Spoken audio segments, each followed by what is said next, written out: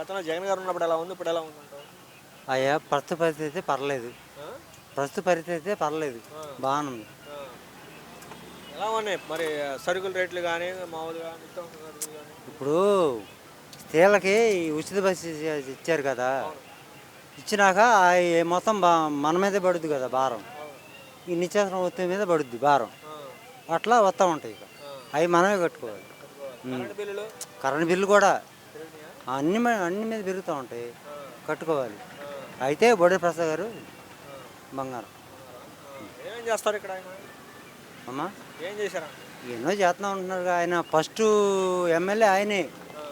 తర్వాత ఇది వైఎస్ఆర్ వచ్చింది. ఆ. ఫస్ట్ ఎమ్మెల్యే ఆయనే మనకి. ఆ. బాగా నడిపించాడు పనులు. మళ్ళీ ఇప్పుడు ఆయనే వచ్చాడు. ఆ. ఇప్పుడు ఏమైనా చేసాడా పనులు ఇక్కడ? చేస్తున్నారయ్యా. ఏమేం చేస్తున్నారు? ఇప్పుడు మా రోడ్డు వేసారు. ఆ. లాక్ రోడ్లు. కంకిపాడు లాక్ గుడివన్ను ఆయన ప్రసాద్ గారికి తెలిసిపోద్ది. ఆ. అయ్యా ఆ, ఆయన వేపించింది ఆయనే. ఆ.